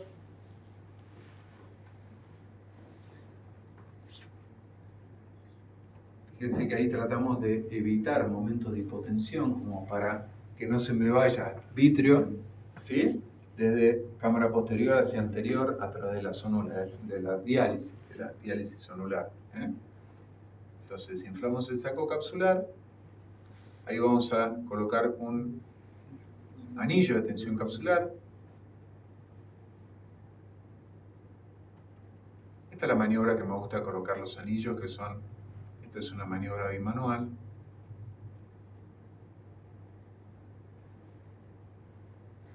Este anillo de tensión capsular va a tensar el saco capsular, pero no lo va a, digamos, lo tensa, pero no lo fija. Entonces, acto seguido, colocamos esto que se llama segmento de Ahmed. Ese segmento de Ahmed también es un pedacito de PMMA, que lo que hace es, tiene un elemento de fijación y tiene un bolt hacia adelante. No es lo mismo ponerlo así que así, ¿sí? Parece lo mismo, pero no es lo mismo porque el segmento de fijación tiene un bolt hacia adelante. Entonces, a través de una pequeña escotilla escleral, voy a entrar y salir con prolene, el cuerpo del segmento entra dentro del saco capsular y el elemento de fijación va por arriba de la cápsula anterior, ¿ven? Entonces, eso me va a ayudar a fijar el saco capsular que ya está tensionado por el anillo de tensión capsular. Y uno potencialmente, normalmente las diálisis son de tanto, digamos, hay una zona de la zónula que está bien adherida y hay una zona de la zónula que tiene diálisis. Si está totalmente en el aire, potencialmente se pueden llegar a poner dos de estos segmentos de Ahmed, pero normalmente con uno anda bien. y ahí termina la cirugía. Un postoperatorio muy bien, muy controlado. Fíjense que ahí se ve el elemento de fijación, tanto el anillo de tensión capsular que termina acá, como el segmento que está aquí con la escotilla escleral. ¿Por qué pusiste los trocares después de la cirugía? Siempre me gusta colocar un trocar porque a veces tenemos vitrio que está prolapsando cámara anterior y durante la cirugía, que son cirugías que mínimo duran 40 minutos, hay momentos en donde yo quiero posicionar el plano de la cápsula anterior o de la cápsula anterior o del ecuador del cristalino un poquito más hacia posterior, entonces ganas un poquito de espacio haciendo un poquito de vitrectomía y llenas un poco la cámara anterior con viscoelástico y vas cambiando como para cuando pasás con las suturas no llevártelo puesto, ¿sí? Así que bueno, este es el postoperatorio. El segmento tiene que estar siempre en la otra. Claro, el segmento de AMET tiene que estar en la unión, en la mitad o equidistante entre donde empieza la sonulodiálisis y en donde termina. Ahí tiene que estar fijado. Sí o sí, previo a eso se coloca el anillo de tensión siempre. Sí, el anillo de tensión es un must para esto. Sí. Bien. Y si fuera el sector de sonulado fuera menos, ¿se puede no colocar? ¿Es solo colocar Sí, el a anillo? veces son pequeños. Claro, si es de 4 horas, por ejemplo. Sí, por ahí 4 horas, pero por ahí son 2 horas o 3 horas y se deja con un anillito, va bien. Porque a diferencia de la pseudoflexión que está todo comprometido, la zónula, los traumas, la zona en donde la zónula en donde está bien adherida, está bien adherida. Este es un caso que tiene un poquitito más de gravedad, que es un paciente que está en uno de esos barcos factorías y bueno, tuvo un traumatismo que fue suturado y lo que esperé antes de operarlo de catarata, primero que le baje la visión. No hay una obligación, inclusive cuando un ojo tiene prolapso de vitrio a cámara anterior, no hay una obligación de operarlo rápido. ¿Sí? La importancia o la obligatoriedad de operarlo de esto es si tiene algún daño en la retina, un desprendimiento de retina, o necesita una cirugía de glaucoma. Pero lo ideal es esperar hasta que el ojo se estabilice, esté controlado y después avanzar con la cirugía. Imagínense este caso, esperé a que se remuevan todos los puntos, evalué a ver qué astigmatismo quedaba y luego avancé con lo que era la cirugía. Fíjense que planeé colocar un lente tórico y daba para un T8. Lo interesante de este caso que era básicamente lo mismo, pero implantamos un lente intraocular tórico, ¿sí? O sea que se puede inclusive corregir el astigmatismo del paciente, ¿no? Un T8 que es casi el máximo.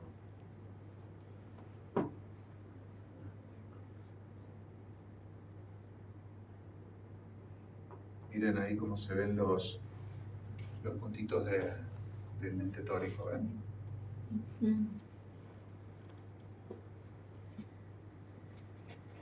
paciente quedó con 20-50, bastante bien. A los 6 meses estaba sin corrección con 20-40. Y una pequeña corrección 20-30.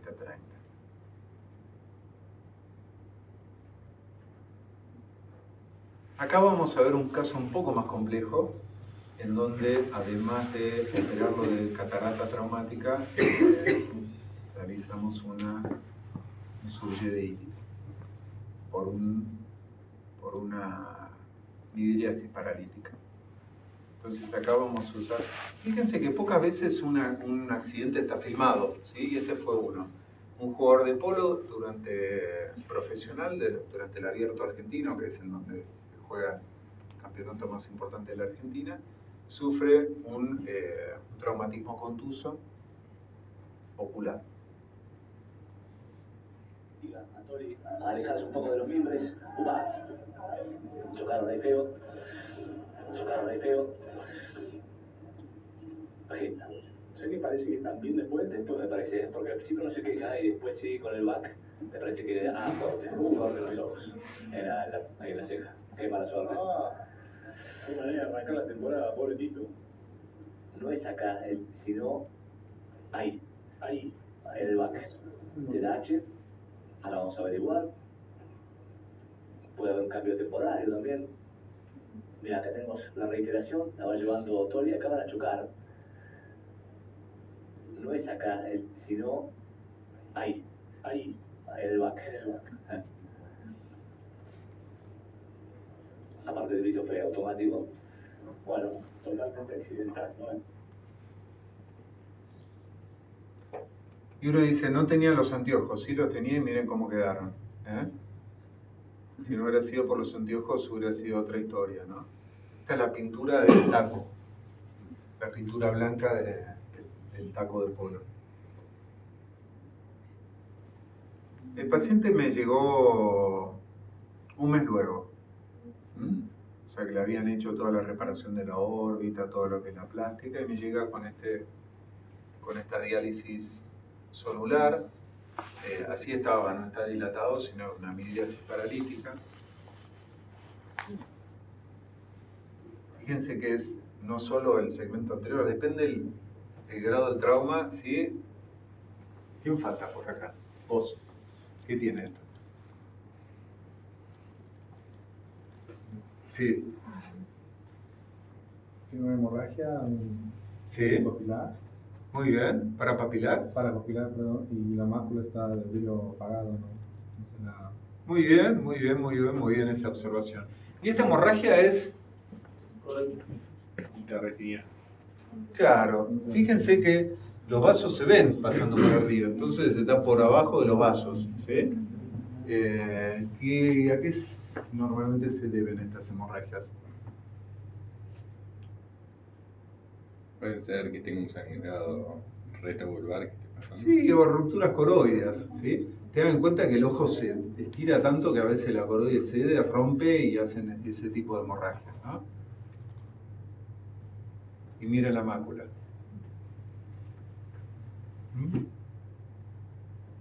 También lesionada. Y era lo que les decía, la diálisis en el quirófano es siempre mayor a lo que se ve en el consultorio. Entonces, entramos con un trocarcánula.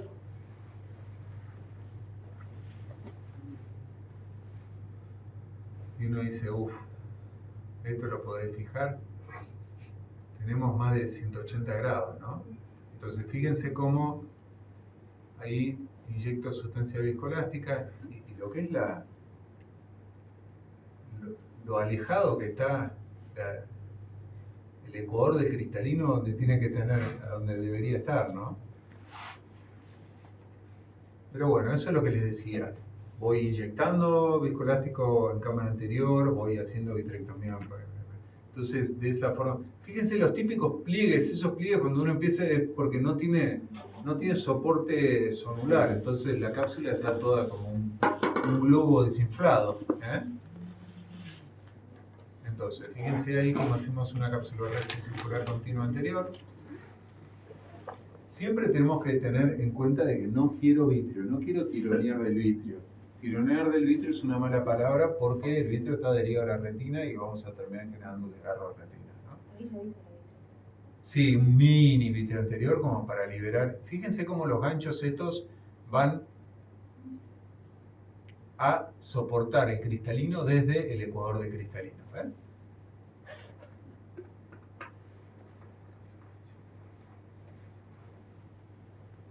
Entran por una incisión de 1.1 milímetros y vienen 5 en el kit. Y esto me permite, a ver, en el peor de los casos que me salga como la mona la cirugía, podemos ir a un Yamane o a la técnica que uno quiera. No tanto técnica de fijación a iris, porque el iris está con una diálisis paralítica. Pero bueno, lo importante es tratar de soportar el cristalino como para poder aspirar el cristalino y ver a ver qué podemos llegar a hacer. Obviamente yo iba por todo acá, que mi idea era realizar una cirugía de catarata, con implante de lente intraocular dentro del saco capsular, anillo y segmento para fijar el saco capsular esclera, y después el broche de oro, que es hacer la iridoplastia. Entonces fíjense cómo todas las cirugías son iguales, todas las que les mostré. Los ganchos solo los pone en la parte que está en la... Sí, sí. Solo en la parte Puedes poner 2, 3, 4, vienen 5. ¿Sí? Normalmente son 2, 3, 4 la zona de la diálisis. La otra zona, como le dije, está bien agarrada. Esta es la maniobra que me gusta utilizar para introducir estos anillos. Es esta maniobra bimanual. Sacamos los ganchos. Esto, lo más caro de toda esta cirugía son estos ganchos, que no entiendo por qué son tan caros. ¿Sí? Fíjense nuevamente, fíjense qué lindo cómo se ve acá el anillo de tensión capsular. ¿Sí? Va el extremo proximal y el extremo distal. Voy a hacer una peritomía para preparar la escotilla escleral para tapar la zona en donde va a entrar el punto. ¿Sí? Hay que ser muy prolijos a la hora de los puntos, o enterrarlos bajo la esclera. Hay distintas formas. Hay uno que se llama bolsillo de Hoffman. Otra alternativa es hacer un pequeño surquito y utilizar en vez de prolene Gore-Tex, que el Gore-Tex potencialmente la sutura puede quedar por arriba de la esclera, pero el punto tiene que quedar enterrado dentro del ojo, ¿no? Acá vamos a introducir el segmento. Acuérdense que estos segmentos tienen un bolt. No es lo mismo ponerlo así, que parece que es exactamente igual, pero no lo es. Entonces el bolt tiene que quedar hacia arriba, como para que el segmento vaya dentro del saco capsular. ¿Ven ahí? Aquí es importantísimo con la aguja no tocar ni la cápsula anterior ni la posterior, es ir por arriba. Entonces, si no tengo lugar suficiente, con viscoelástico empujo, ¿sí? Corro el plano hacia posterior y si es necesario y me queda muy hipertenso el ojo, entro con el vitrectomo y genero un poco de espacio posterior.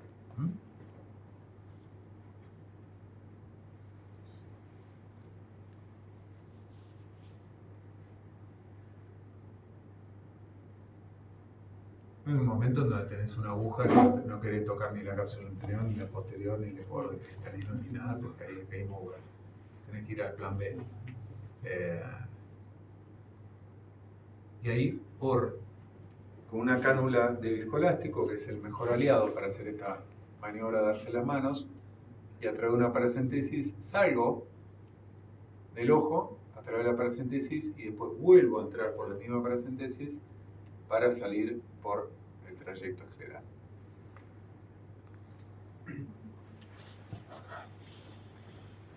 Estoy probando este nuevo puntero que no... Claramente no... Fíjense ahí, ¿no ven? Vuelvo por la esclera, acomodo el segmento dentro del saco capsular. ¿Ven?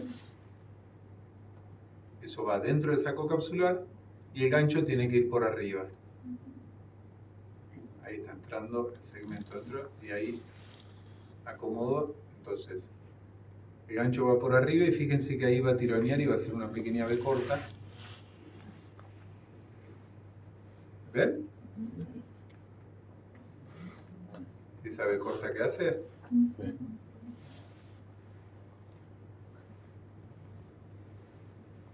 Entonces, suturo, luego cierro la escotilla escleral con un puntito de nylon, entierro el puntito de nylon.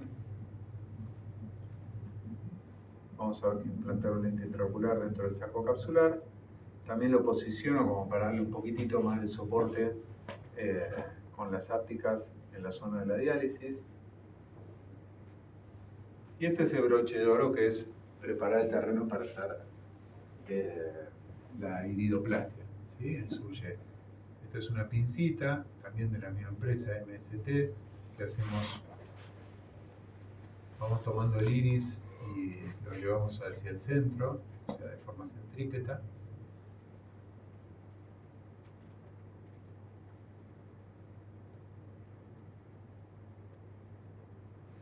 con otra sutura que se llama Prolene, el modelo se llama CIF4. Lo importante esta sutura que tiene solo filo en la punta, no tiene filo lateral. Entonces es como uno, a ver, esto está editado, pero las maniobras son, viste, estás así que no entendés qué estás haciendo. A veces te cabecea la aguja, entonces con el filo lateral le vas dando un chuzazo al iris, ¿no? Entonces, lo lindo que no tenga filo lateral, solo filo en la punta, que te permite hacer maniobras no tan perfectas y no terminar lesionando el iris. Todo por el reborde pupilar. Claro, todo por el reborde pupilar. Y la maniobra es, uno es casi que con la aguja y con el portaguja te quedas quieto y con la otra mano le vas dando como de comer al iris, ¿no? A la aguja. Claro, tú llevas el iris a la aguja. Claro, exacto, ¿ven? Lo único que tenés que hacer con la aguja es avanzar, pero toda la otra maniobra es así. Es medio raro porque son maniobras y posiciones que está diciendo no voy a poder y al final terminás pudiendo.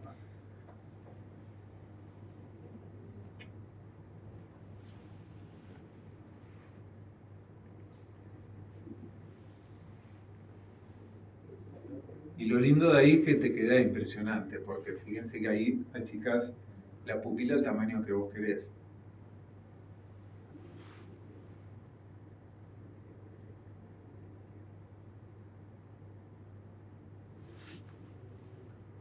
Y esta maniobra es súper linda con una endopinza,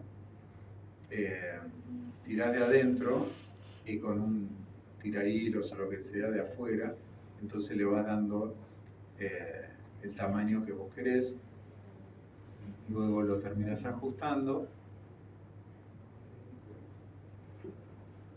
Fíjense, doy el nudito externamente y doy el ajuste internamente. ¿Ven?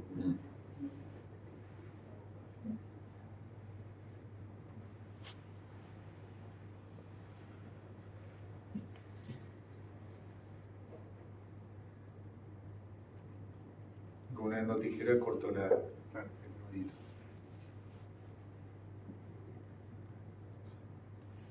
Y ahí aspiro el viscoelástico y ahí la cirugía termina. Fíjense que parece que el iris está todo retraído y no hay, y que cómo lo podemos refrotar, ¿no? Varios meses luego del accidente.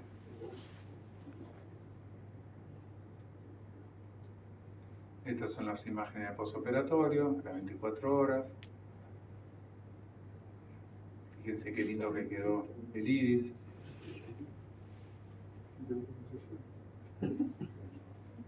Siempre queda un poquitito más claro de lo que era antes el color del iris, ¿no? Por toda la dispersión de pigmento. Fíjense. Con la fobia sí, Sí, recuperó 20-40. ¿Sí? Obviamente extrafobial, pero mirando para adelante 20-40. Y el iris quedó. sí, quedó espectacular y el paciente volvió a jugar al polo. Que ¿Sí? me dio la energía. Me mandó un videito hace poco de un gol que metía, ¿no? Así que, bueno, son esos regalos que uno tiene de cuando puede arreglar las cosas. Este es un paciente que vino en el mismo mes que el otro, y además se conocían entre ellos. Este fue con pelota paleta. Había tenido una ciclodiálisis con hipotensión, después se fue a la hipertensión, antecedente de la SIG miope. ¿Quién falta? Vos. ¿Qué tenemos ahí? Es una foto de la lámpara hendidura medio de costado.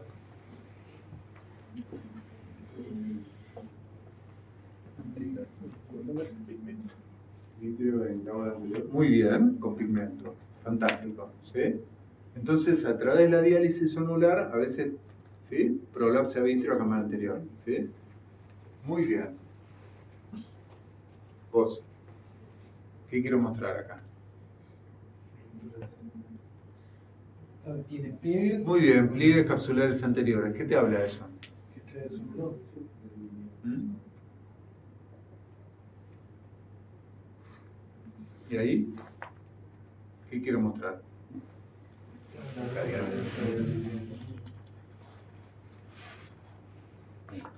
Y ahí que tenía una catarata, ¿sí?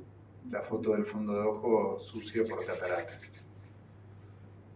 Y ahí que quiero mostrar que ese era en el estado normal del paciente, tiene una migración planética. Y ahí que quiero mostrar que el paciente estaba con protección. El tema es que tenía los ojos un poquito saltones, entonces la protección, a ver, si no hubiese tenido el anteojo ya un poco elaborado, ¿sí? Pero aún con el anteojo de protección, estas pelotas, esto es pelota paleta, el squash es aún peor, porque las pelotas cuando están en movimiento, en velocidad, no se ponen redonditas, se ponen así y claro, y van hacia el ojo, sí. Debe ser otra ley que no sé cuál es. Así que le dije al paciente, bueno, miren, ese es el vitrio, ¿sí? que recién describíamos. Entonces lo que hago acá, la única variante que tiene este ojo con el anterior es una pequeña vitrectomía anterior con infusión. Si nosotros inyectamos viscoelástico, a veces el viscoelástico tampona internamente la... Entonces, si nosotros llegáramos a la cama anterior con viscoelástico, vamos con el vitrectomo, a veces le cuesta más porque tiene mucho más resistencia y necesita más flujo, más flujo como para, y vacío como para poder aspirarla, ¿no? Entonces acá tenemos una catarata capsular anterior, digamos una fibrosis capsular anterior.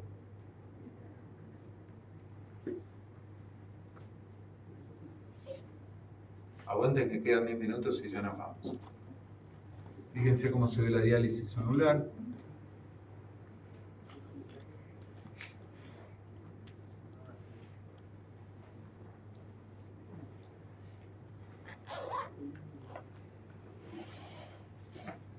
Obviamente siempre tratamos de hacer una capsulorrexis circular continua. Ahí no estaba bien claro por dónde iba la cápsula. Entonces lo que hice fue bajo viscoelástico teñir con azul tripán.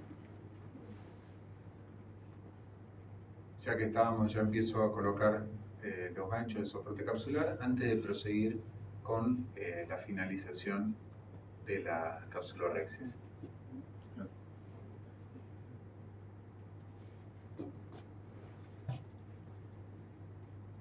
Fíjense cómo se ve la diálisis anular, ¿ven? Y bueno, ya está la capsulorrexis realizada.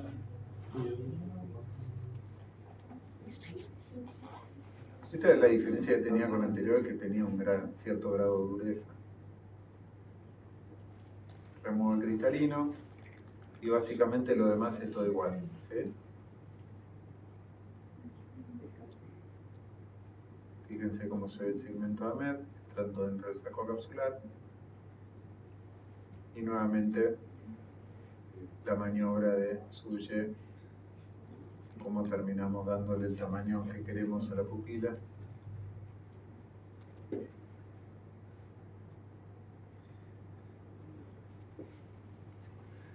Realizando irrigación y aspiración.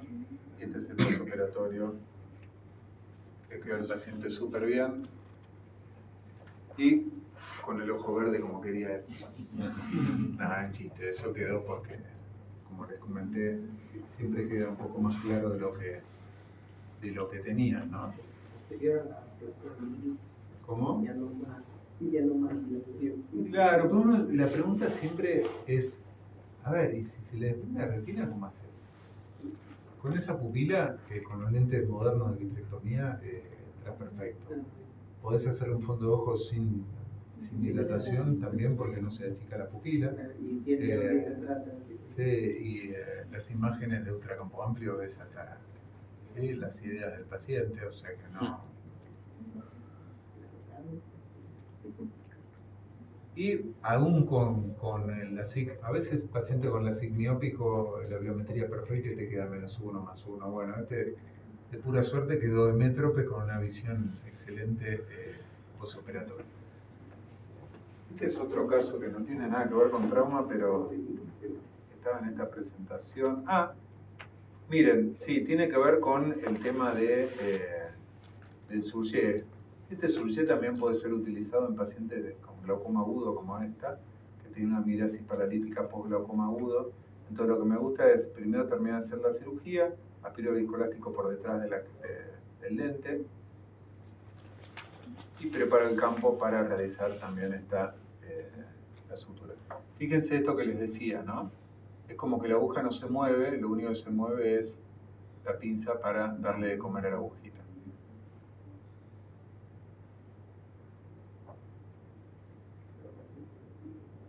Y vas en 4 cuadrantes, entras en 4 cuadrantes y luego realizas el cierre y el tamaño que uno quiere.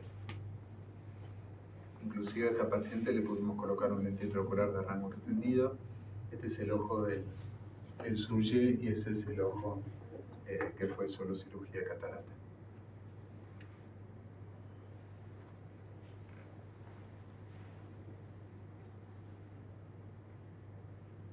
Y les muestro un caso más interesante de cristalino luxado traumático y ya lo dejo en paz.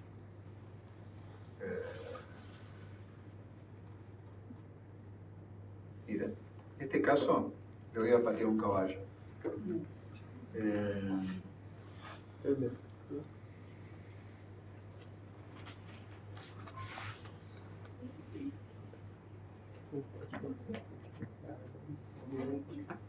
¿Quién no pasó? Vos. Vos. ¿Qué vemos ahí? Muy bien. ¿Y cristalino? Se fue de viaje. Y eso le llamamos luxación. Perfecto. Luxación traumática del cristalino. ¿Sí? Y fíjense que hay pigmentitos ahí, pero bueno, el vitrio está ahí en cámara anterior. ¿Qué vemos ahí? Una imagen de ultracampo amplio. Claro, está ahí el cristalino flotando, en hora 6.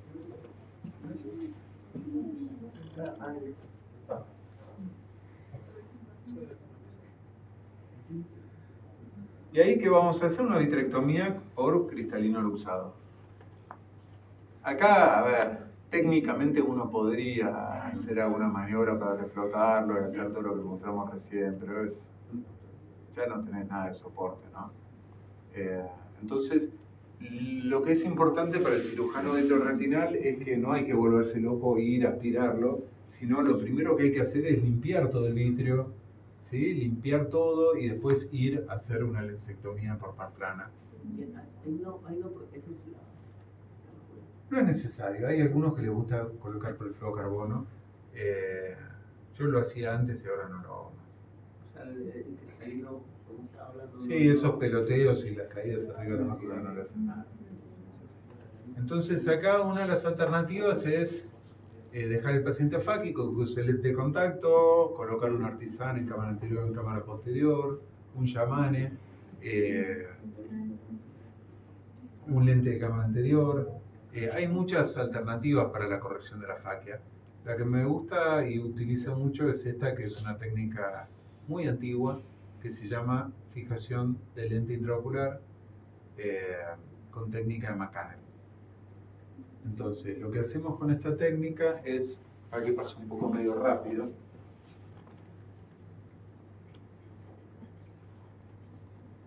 una vez que terminamos con todo lo del polo posterior, implantamos el lente intraocular. Fíjense que la primera óptica, ¿a dónde va? Al ángulo. Fíjate, la primera óptica al ángulo, la segunda óptica por detrás del iris, luego vamos a poner la óptica proximal por detrás del iris, pero atrapando la óptica por arriba del iris, como para que no se me caiga el lente, si no el lente se cae. Entonces, ahí tenemos la óptica atrapada por el iris, y con una sutura de prolene vamos córnea, iris, por detrás de la óptica, iris, córnea, y hacemos lo mismo del otro lado. Córnea, atravesamos el iris. Fíjense que esta maniobra lo que hago es no solo centro el lente, sino lo levanto un poquito para darme una impronta de la óptica para que me muestre por dónde está pasando, como para yo poder involucrarla con el iris, con la sutura de prolena. Salgo por córnea, un poquito de viscoelástico,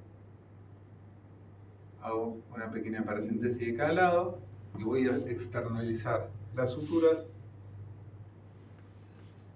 para suturarlas externamente, ajustarlas internamente, y ahí lo que me quedó es una sutura de iris agarrando el óptica del lente intraocular para poder haber fijado un lente intraocular a iris retropupilar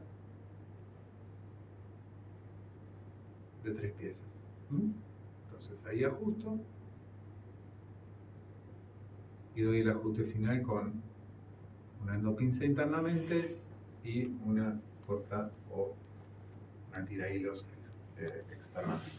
Nuevamente doy un nuevo nudo y hago exactamente lo mismo. Y la cirugía finaliza una vez que tengo bien ajustado todo, posteriorizando la óptica por detrás del iris.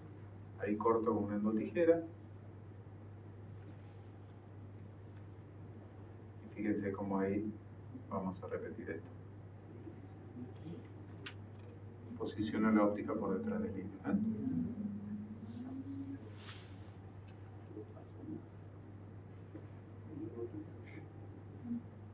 No es obligatorio, pero a mí me gusta siempre hacer una iridectomía periférica, por si llegara a tener una sinergia o lo que sea, que no te haga un bloqueo pupilar, sería muy bien.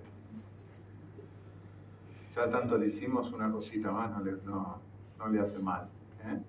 Y estas son las fotos del postoperatorio inmediato, que muchas veces queda un poquitito discórico, pero después se acomoda el iris, queda un aspecto mucho más lindo. Bueno, con esto terminamos. ¿Hay alguien que quiera hacer una pregunta?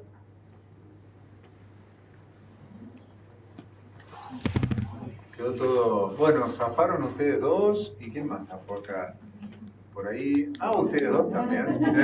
¿Cuántos zafaron? Unos cuantos, 10%, ponele.